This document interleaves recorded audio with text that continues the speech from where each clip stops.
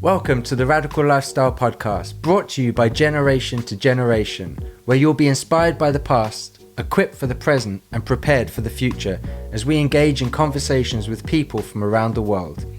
If you've been inspired by the guests that we've had on the podcast, please like, subscribe, comment, hit notification bells, whatever you can do on the platforms that you're listening on, so that more people have the opportunity of hearing these and engaging in our community. Hello everyone, this is Andrew and Daphne. Our guest today is Lauren Turner. Lauren, for people that don't know who you are, could you just say a bit about where you're from and what you do? Hi, my name is Lauren Turner and I am in Oklahoma in the States. I'm currently in my third year as an accounting major at Oklahoma Baptist University. Yeah, I don't know.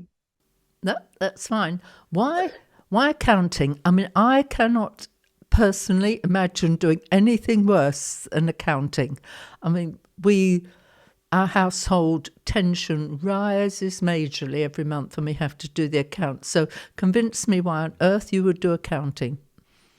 Yeah, I did not start out wanting to study accounting.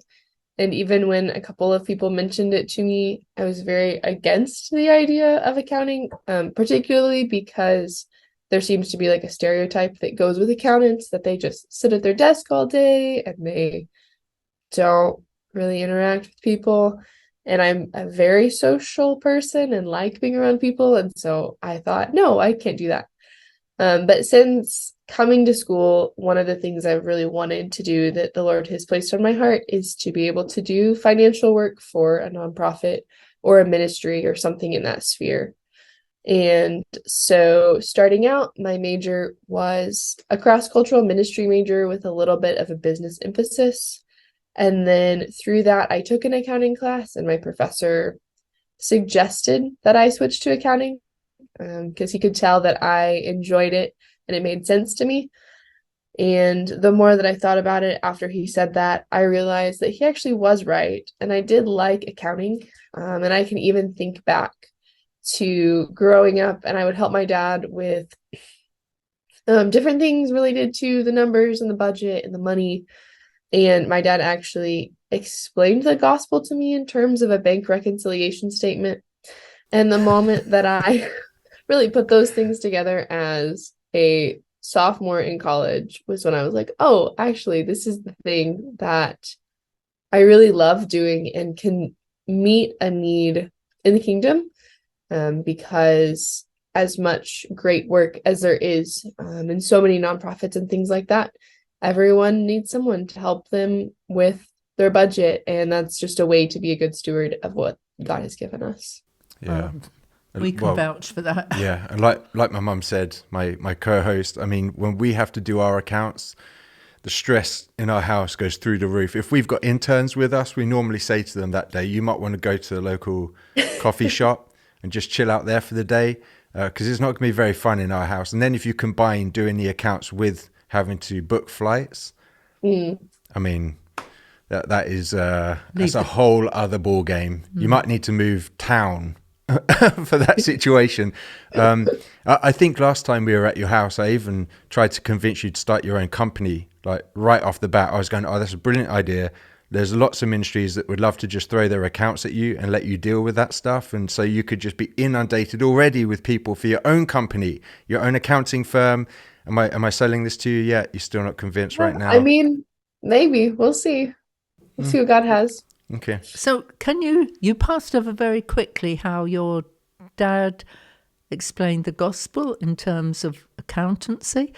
Can you tell us what he said? Because again, you're taking us to a whole other realm in this one.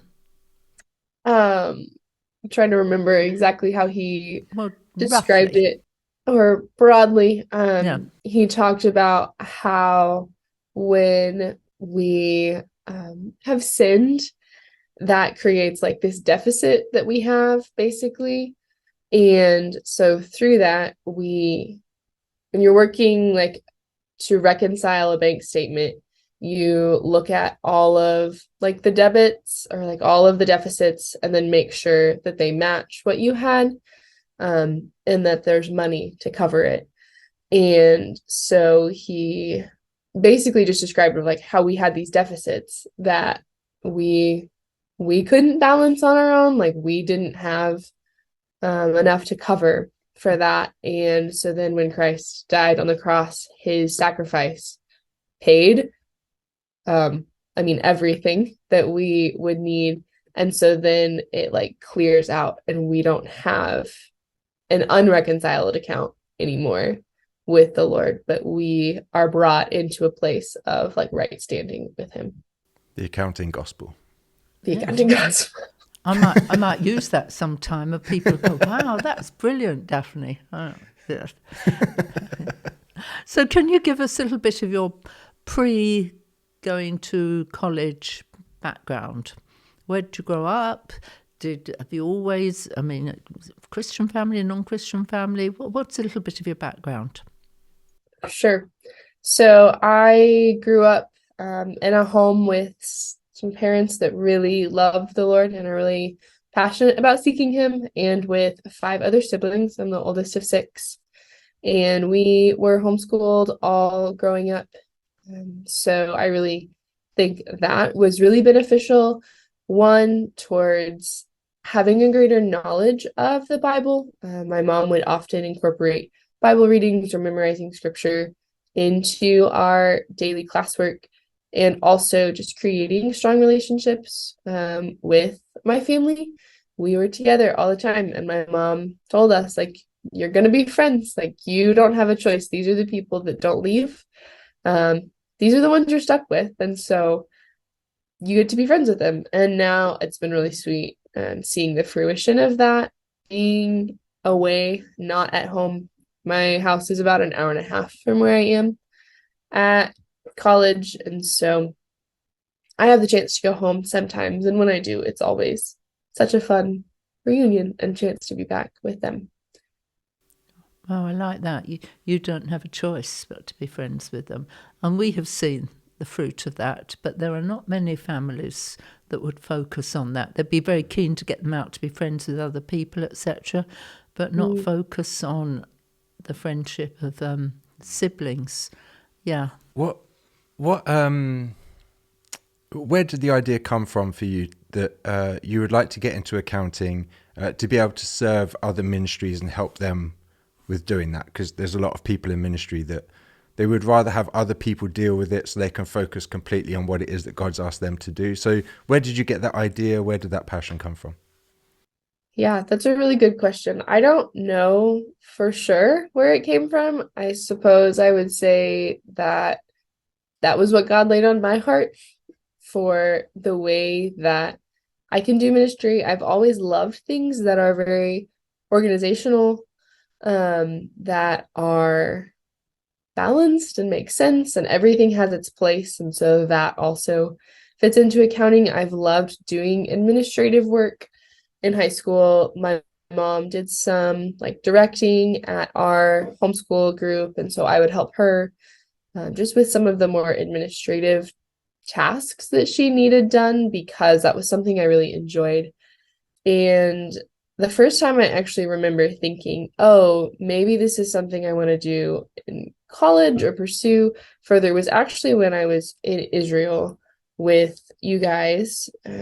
The summer before my senior year of high school was the first time that I thought, oh, maybe business administration is something that I would like to pursue. Is this because you noticed that we were failing in the administrative No, side of the trip? Or okay, right, just checking. Yeah. No. Carry on. I honestly don't know what it was that sparked that. I just remember that being the first time that I had really thought through that. Before that, I was thinking, oh, maybe I'll just do like biblical studies and maybe look at teaching Bible or something like that. Because that seemed interesting, and I really enjoyed studying the Bible. I still enjoy studying the Bible, and that seemed to fit. And then the longer that I was in this idea of thinking, oh, maybe I want to do business work, it was, oh, maybe I want to do business work for churches or for ministries, and seeing that really as a need that could be met, in a way that the gifts that God has given me would help to fill a need in the world. Good. Well, now we're going to take a little bit of a leap forward. So you have been to Poland twice. Yes. So we're talking about accounting, talking about helping ministries, and then I turn round and where's Lauren? Oh, she's in Poland. That's a bit of a leap. So can you talk to us about your first trip there, how you ended up going there, why you went there? What were you doing? Yeah, what were you doing, and what impact did it have on you? Yeah, I think one of the things that I have seen just as I have continued to walk with the Lord and also been in a church that highly values missions, especially here, while like my church at college, is really just the value of obedience and being open to what God has and pursuing those opportunities. And so when things started happening with the Russian-Ukrainian crisis back in February of last year, part of my church's ministries, they have a crisis response arm. And so they look all over the world to pay attention to what is happening and seeing ways that they can mobilize people to go. And I remember we were in just like our college worship night in March. And the guy who was the director, who had just come back from Ukraine, he was the director of that crisis response ministry, had just come back. And he said, there's a chance we might be taking some people. And pretty instantly, I was like, oh, that sounds really cool. I really would love to do that. And then my second thought was, oh, I don't think my parents will let me do that. And so Why didn't you think your parents would let you do it? Because it just meant going over to what in my mind was a country at war, Right. which was not true of Poland, which I found once I got there. But it was very close to war. And so then I just kind of kept that on the back burner. I thought, there's no way this can happen right now because I'm in school, and it was going to not be feasible to take the time off. And then just kind of as I continued thinking about it, I remember one morning I had a dream and I woke up and I was like, oh, I think I'm supposed to go to Poland. And so I remember calling my dad and I was like, hey, what do you think about the possibility of this? This is kind of what's happening. This is what it looks like. He was like, oh yeah, sure. Like, that's fine. And so then I called my mom and got to talk with her a little bit after. And my mom's her biggest thing was that it was just a week I wasn't going to be home during the summer. She was like, oh, I just wanted the time to spend with you. And so I ended up applying for a trip and I got selected to be on a team of 4 people that went the first week of June. And so we spent a week in Krakow, Poland, and I really didn't know what to expect going in. I had no idea what it was going to look like to be there. I did have expectations of Poland looking like it was at war, which I quickly found out in getting there that no, Poland was not at war. They just bordered a country that was at war and had felt the effects of being a neighboring country. And I think in going there, we really just took time each day to pray and seek the Lord's direction in what that day was going to look like. And through that, we got to see just different ways he was revealing himself to us as a God who was intentional and who was a God of comfort. And then getting to go out and display those characteristics of God to people was really, really beautiful and really moving. I loved my team. It was truly a blessing because I had not met any of them before we went. And then we just decided to spend a week in a foreign country together, which ended up being really sweet. I learned a lot just about the faithfulness of God and the ways that he sees us and he cares about everyone that's hurting. We ended up doing some food distribution while we were there. We got to host a park day for moms to come and bring their kids, and we just got to play with their kids at the park while the moms could just have a break. We had some local partners who were there with us that were able to have conversations with them, and that was really sweet to do that. And we also one other day got to visit at this house where there were about 30 Ukrainians staying, this one house, and we just got to visit with them and play games with them and hear their stories, and that was really sweet. And that was pretty much my time in Poland the first time, and I did not think I was going to go back at all. Like, was never on my radar. Going to Poland had not been on my radar before that point. But I loved it. I loved being in Poland, and I left saying, oh, I would totally come back, but I didn't know when that would happen. I think outside of the stuff that you did do and obviously impacting the lives of people there, I think one of my favorite parts of what you just said was actually that you thought you were going to a country at war, and you still wanted to go. You're like, yeah, okay, this country's at war, you thought, but you still wanted to go even though you thought it was, and it didn't put you off. Maybe before you went and you thought you were going to this situation, how did you process that? Were you just like, oh, if they're at war, fine, whatever? Were you scared about the situation? Yeah, I think maybe a little bit better way to phrase what I was thinking is I was thinking it was going to look like a place that had been ravaged by war. I think like I understood in a way that Poland itself was not at war, but I don't know. For some reason in my head, it was like I thought somehow it had spilled over there. Somehow it had really affected the country of Poland.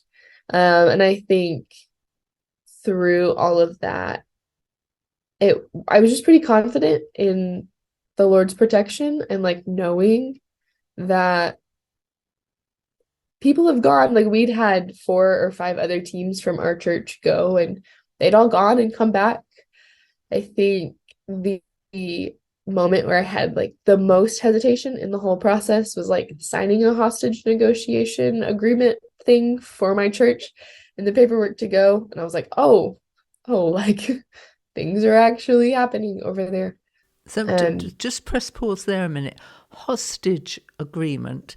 That probably comes off the radar of most people who are listening who go on mission trips. You might sign a form if you're going on like some ride or something. In the case of dismemberment, you won't sue the company or something like that. But talk to us about this hostage agreement. What did that look like?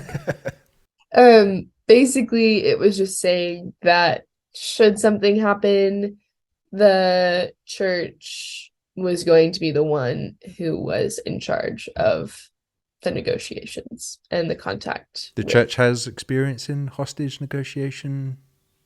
So, my church, they have churches across the globe, and they've been doing crisis response stuff like this for, I think, at least a decade. And so they actually have had some experience with some of that, and they have in specifically their like crisis response arm of their ministry, they have a legal team that is equipped to handle those situations should those situations arise.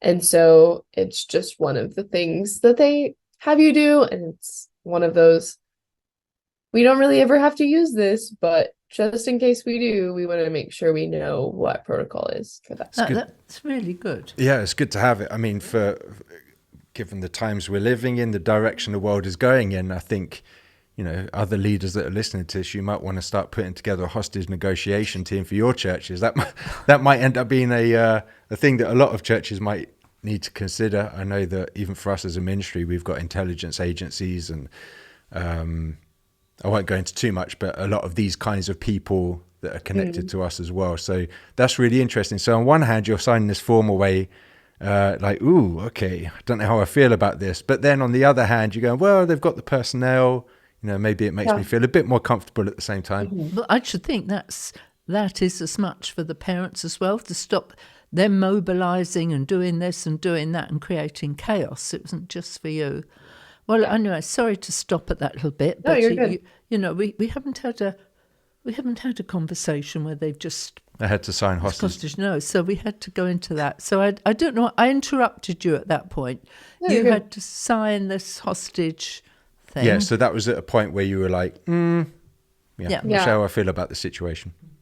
Yeah, and I think that was pretty much the point where I was like, oh, well, okay, I guess this is happening. And then I just kind of went for it. I didn't have a ton of time between, I didn't have a ton of time to think about it and process it. I finished up school for the semester and then was home for a day. My family left for vacation and I was home then for like 2 days.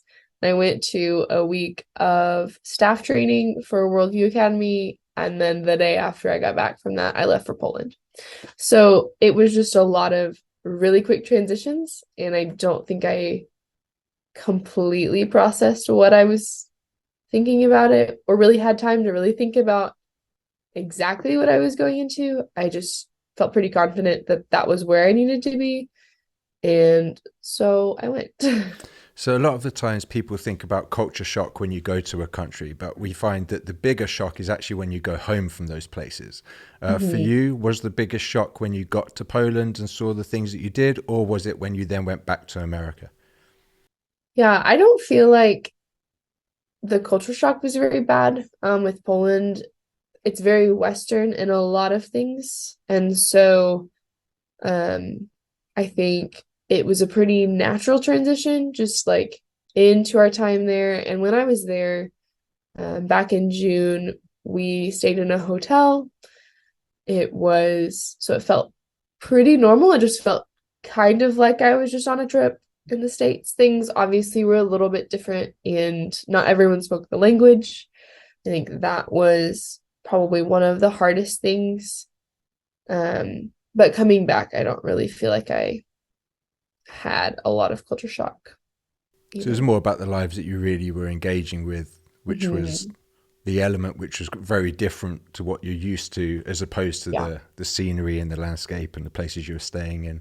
It's interesting. So how then did the second trip to Poland come up? Yeah. So before I left for school in that spring, so before I went to Poland the first time, I had signed up to go on a trip to Africa through my school. My school does a lot of global outreach trips that they take as a way to also share the gospel. And so I had been scheduled to go on one of those in between my freshman year and sophomore year of college, and it got canceled because of some political issues that the country was having where we were supposed to be going.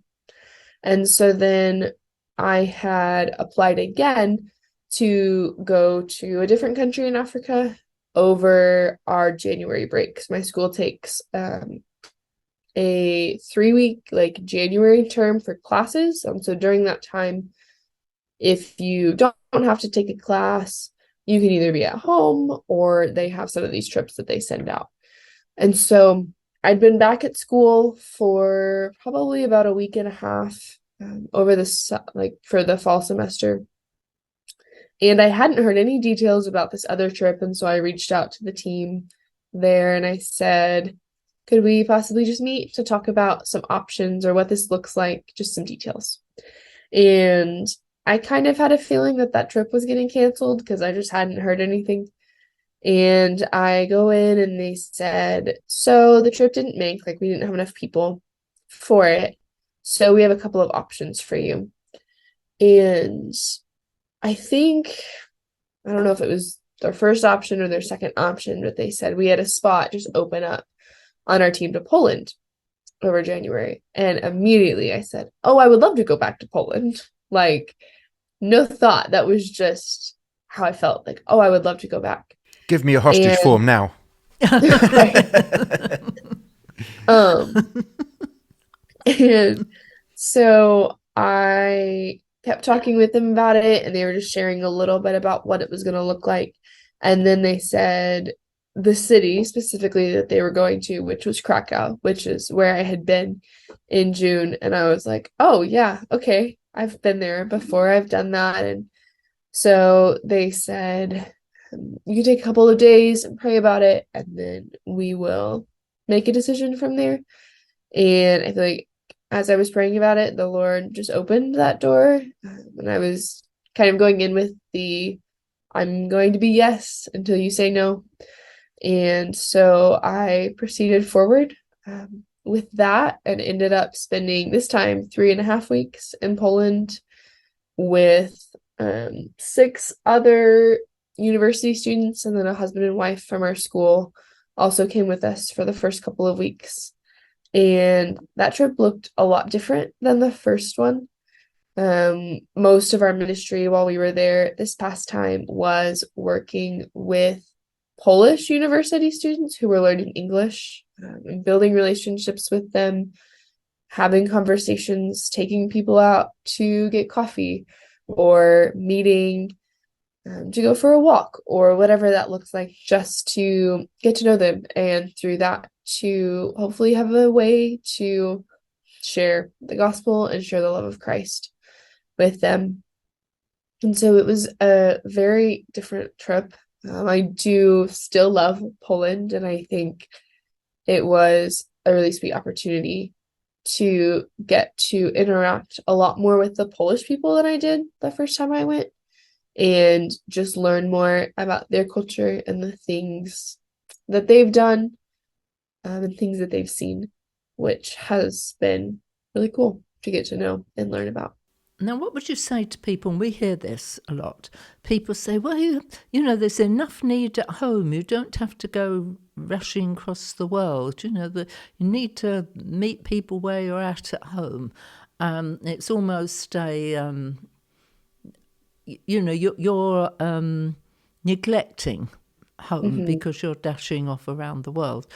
What would you say to people? If somebody said to you, but Lauren, why go there? There's enough need around you. What would you say? I think that we are called to do both. Like, I don't think it's just one or the other. I have people that I am discipling and pouring into in my time at home, and then the Lord has also opened doors and given me opportunities and called me to go overseas also. And I think it communicates one of the things really that I've seen with the 2 times I've gone to Poland is the way that even us going can communicate the love of God to people. I remember the first time we went, there were so many people. They were like, you came here for us? Like, you came from America for us. And even we heard some of those same things from the students this time of like, you live in America. Why would you come here? And to say, like, God sees you and he cares for you. He loves you. Like, and he loves you enough for me to fly across the world to like have coffee with you. And I even got to meet, we were partnered with a local team again this last time in Poland, and I got to have coffee with one of the wives from the team, and she just said something at the end about like, that was so encouraging. Like, thanks so much for flying across the world to come have coffee with me. And I think just that idea that God is so intentional and he sees people and he cares for people so much that we have a unique opportunity to share that and demonstrate that love in going in a way that you might not be able to when you're at home. And that's also not to neglect the work that you do at home. Like, I think there is absolutely space and calling for both. So would you agree with me too that not only those moments, and I love that I love that you say he brought me all across the world to have coffee with you. I think that is very personal, very profound. It's very true. To be very healing for people. Yeah. Do you think too that God has you in mind in this? That it isn't just what you went to do, but what he wanted to do in you through this? And if you do, tell me how it has changed you. Definitely. I think it is very much as much about what God wants to do in me as through me. I think one of the things from this past time that has really stuck with me and that I've been able to press into and just seeing it a little bit differently is just how precious his presence is and how good it is to know him and to seek him. Even being in Poland both times, things have been very slow, and the culture has been a lot slower than fast-paced, full schedule America. And that's been really good and given me a lot of space to read through the Bible more. I read through most of the New Testament when I was in Poland this past time, and just seeing themes that come out and in studying First and Second Peter, ideas of holiness and what it looks like to look more like God and follow him in obedience to that, but also how good his presence is. And we encountered a lot of the students we were working with are Catholic because that is just the makeup of Poland. But in that, they think that they have to go to church or they have to sit there and be in this special building with a certain ceremony or ritual happening to be in the presence of God, and to recognize that as believers, like, we have the Holy Spirit living in us. And so that actually means that we have access to the presence of God whenever we don't have to go through all these different things. And one of the verses kind of just with that is Psalm 84:1 that says, "How lovely is your dwelling place, Lord Almighty," and just recognizing that that is the best place to be, is like walking with him and being in his presence. And I think that has even changed the way that I've come back to school, and just living and making that even more of a priority, because I realize so much more how worth it is.